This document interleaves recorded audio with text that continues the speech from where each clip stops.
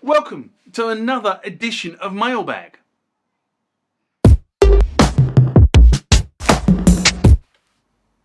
Now, Mailbag is a feature of the channel where I discuss questions and comments that you guys leave on my channel.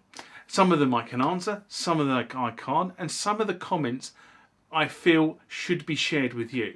But right now, into the first Mailbag item of this session. Remember, like, comment, subscribe to the channel. Go over to Instagram and follow me there. Go over to Facebook, follow me there. That's where the normal notices are. And consider becoming a Patreon.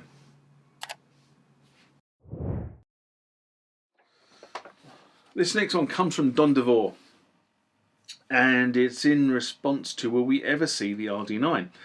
A rant I did on April 2021.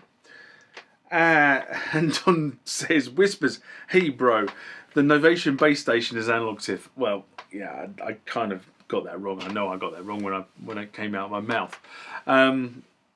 When Behri first announced their synth clones, I remember reading they built a factory to fabricate old silicon chips used a lot in the 70s and 80s synths.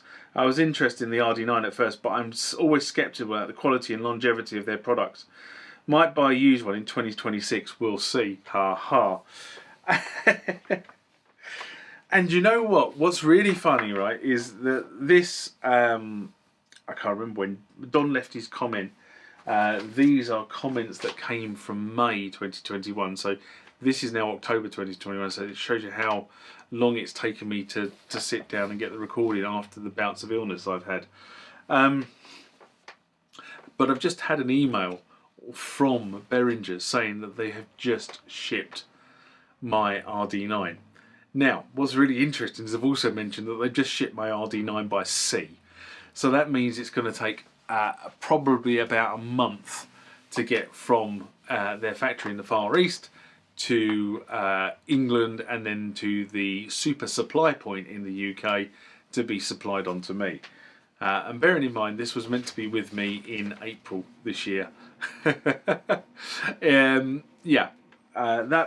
it really just demonstrates the problem that all manufacturers are having, not just music manufacturers, but car manufacturers and manufacturers of ovens and other such like, because we, as the housemates and I, have been looking to order a number of things for the house that need to be updated or changed, and certain things we can't get hold of because there's just a general shortage.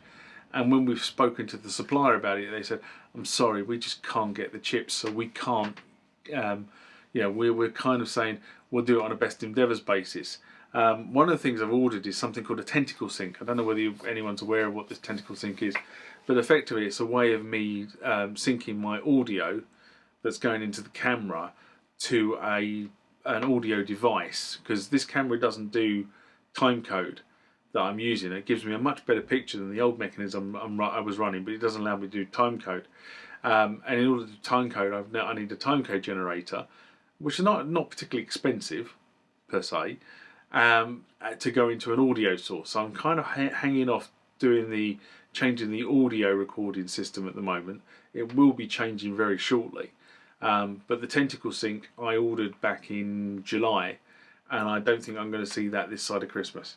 So just as a side there, the whole of this area is completely beholden to what's happened as part of the pandemic and other issues that have been going on in the Far East that have basically stopped chip production.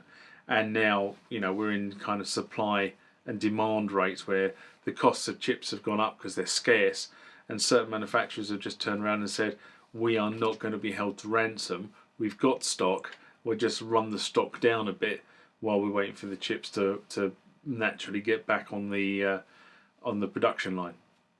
Yeah, c'est la vie. What I realised with that Don question that I just answered was that I went off on a rant about something, and then I looked back at what I actually said to Don, and I said something completely different apart from the base station. But one of the things I will say is about Behringer is that I did a video some time ago about Behringer, and I did the video where I sort of talked about giving people what they want, and a lot of people had mixed views about the whole Behringer thing. Are they stealing somebody else's idea? Are they reimagining something that the original manufacturer will not go back and remake? And a lot of the Roland equipment that Behringer have been looking at has been because Roland expressly stated they weren't a backwards looking company. They weren't going to reissue the 808, the 909, and various other pieces from the back catalogue, which I think has been a mistake, actually, to be honest. I think, they could have reimagined it and probably made a fortune out of it. But, Behringer saw a gap in the market. The RD9, the RD8, these are areas that Roland really haven't exploited. So I'm not going to get into the whys and wherefores, because I just don't think it's something that this channel really wants to get involved with. Sometimes there's a pertinent question, and I will dive into it. But I do think that there is a market space for this stuff.